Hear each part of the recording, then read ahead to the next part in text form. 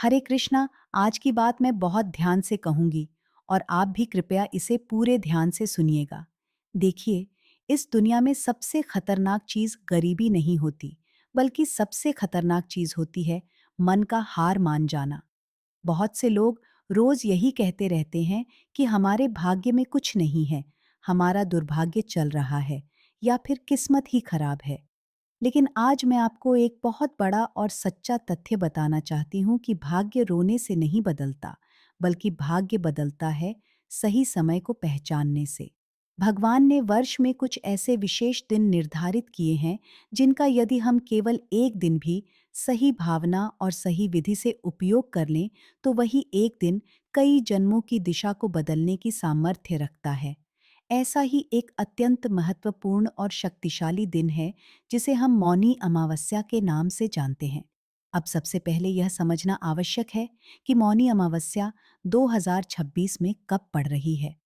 मौनी अमावस्या वर्ष 2026 में रविवार 18 जनवरी को मनाई जाएगी।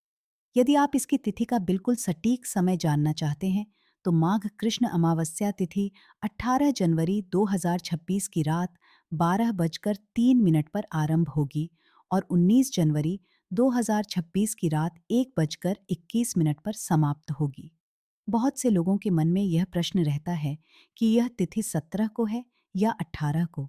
तो इसका उत्तर बिल्कुल स्पष्ट है कि उदया तिथि यानी सूर्योदय वाली तिथि के अनुसार मौनी अमावस्या 18 जनवरी को ही मानी जाएगी। इसलिए 18 जनवरी ही इस पर्व का मुख्य और सबसे महत्वपूर्ण दिन है। अब यह समझना भी आवश्यक है कि यह दिन इतना बड़ा और इतना विशेष क्यों माना जाता है।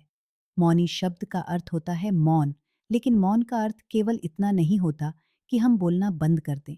वास्तव में मौन का अर्थ होता है अपने मन, अपनी वाणी और अपने कर्म को अनुशासन में लाना। हमारी वाणी प्रतिदिन बहुत अधिक ऊर्जा खर्च करती है और हमारे जीवन के झगड़े, बेचैनी और मानसिक तनाव कई बार किसी बाहरी कारण से नहीं, बल्कि हमारी अपनी वाणी और विचारों की अशांति के कारण होते हैं। शास्त्रों की दृष्टि से यह बताया गया है कि इस दिन मौन रखने से मुनिपद की प्राप्ति होती है, जिसका अर्थ है भीतर की सूझबूझ का जागृत होना, विवेक का विकास होना और भगवान में मन का स्वाभाविक रूप से लग जाना। इसी कारण तीर्थ स्थलों में विशेष रूप से कहा गया है कि मौनी अमावस्या के दिन कम बोलना चाहिए, अधिक जप करना चाहिए, कम दिखावा करना चाहिए और अधिक साधना करनी चाहिए। अब मौनी अमावस्या और प्रयागराज के माघ मेले के बीच के संबंध को समझना भी बहुत आवश्यक है, क्योंकि बहुत से लोग इस बात को जोड़ नहीं पाते। मौनी अमावस्या केवल घर में बैठकर मनाई जाने वाली तिथि नहीं है, बल्कि इसे माघ मेले का सबसे बड़ा स्नान पर्व माना जाता है।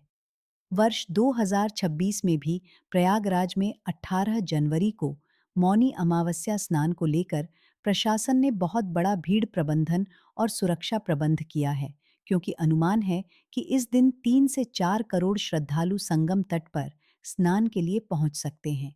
आप स्वयं सोचिए कि जब एक ही दिन में इतनी बड़ी संख्या में लोग किसी तिथि के लिए एकत्रित होते हैं, तो यह अपने आप में दर्शाता है कि लोक आस्था में इस दिन को कितना ऊंचा स्थान दिया गया है।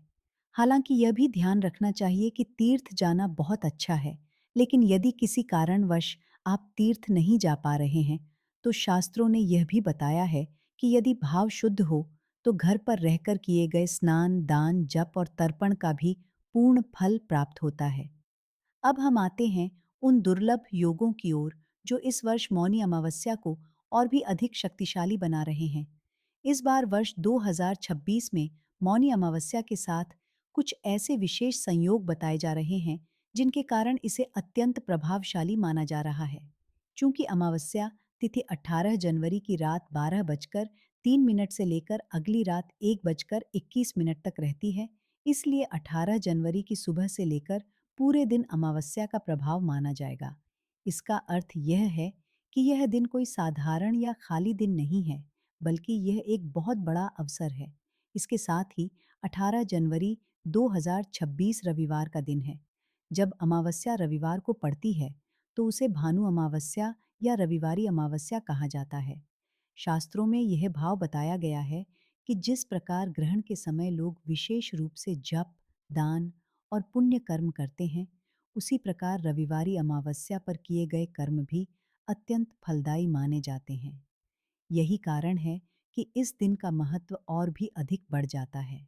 अब सबसे महत्वपूर्ण और सबसे शक्तिशाली पक्ष आता है युगादि तिथि का, जिसे इस विषय का भावनात्मक शिखर भी कहा जा सकता है।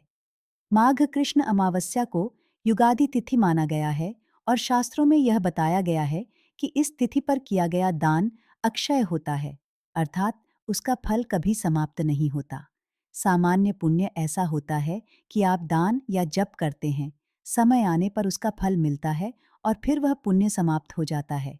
लेकिन जिसे शास्त्र अक्षय पुण्य कहते हैं, वह केवल एक जन्म तक सीमित नहीं रहता, बल्कि संस्कार बनकर कई जन्मों तक साथ चलता है।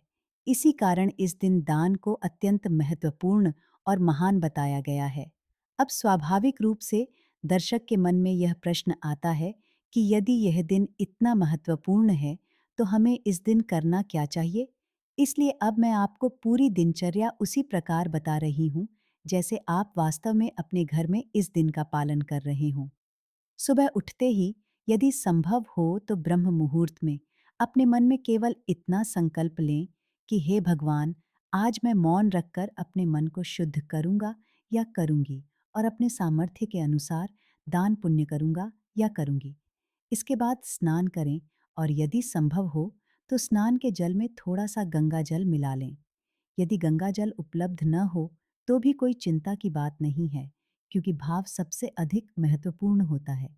स्नान के बाद एक दीपक जलाए और 2 मिनट शांति से बैठकर केवल भगवान के नाम का स्मरण करें, चाहे वह हरे कृष्ण मंत्र हो या आपका कोई भी इष्ट मंत्र। अब मौन रखने का अर्थ यह नहीं है कि घर में कोई डरावना या असहज वातावरण बना लिया जाए।